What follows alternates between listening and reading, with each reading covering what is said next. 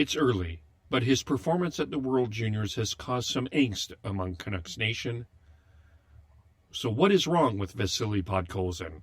We debated this on the Hockey Podcast. I've not been impressed with him. I've heard all these things that have put my expectations up here, and I wanted to see it, but he's not been sure, he's been solid. He's been solid, but he hasn't been outstanding, and that's what I'm looking for. That's what a lot of people are looking for. Yeah. I don't think he's comfortable. Maybe it's the line he's with, but he just doesn't look completely comfortable. Okay.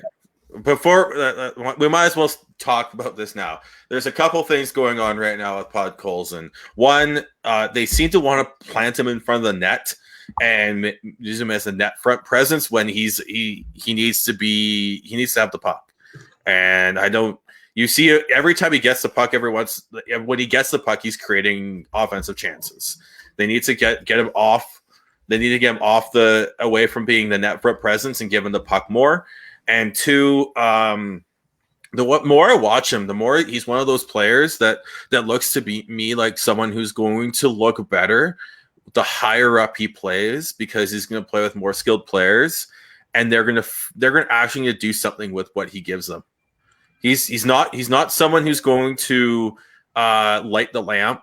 He's not someone who's going to wow you with insane dangles and ridiculous passes. He's going to do all the quiet work and then make the nice little quiet feed to someone and they'll go in and finish it. He's one of those. He's going to be one of those guys.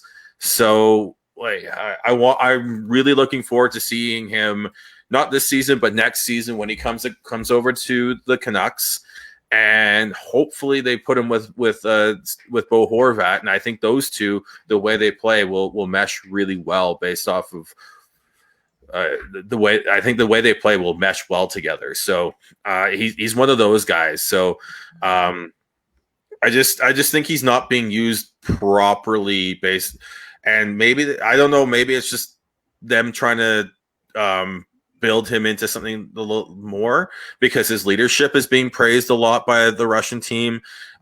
He plays very responsibly defensively, so he's being the defensive conscience for that line almost too much in my opinion. I want to see him take the bull by the horns and start and force something, and that's what I want to see from him tonight. So I get the criticism, and what Devin says is you heard a lot of stuff saying he's that good and he's outstanding, but he plays a lot more of a quiet game. He's not a Trevor Zegras where he's just gonna start throwing passes out left, right, and center, and next thing you know he's got 4 assists. Right, I think it's more of a quiet game, and I think the higher he climbs in the lineup and the higher he climbs in professional hockey, the better he'll look. It's funny you say that, though. I mean, I'm throwing shade on him, because I feel like if you are this good and you have this much talent, there's no way you're going to be stuck in front of the net. You'll be able to.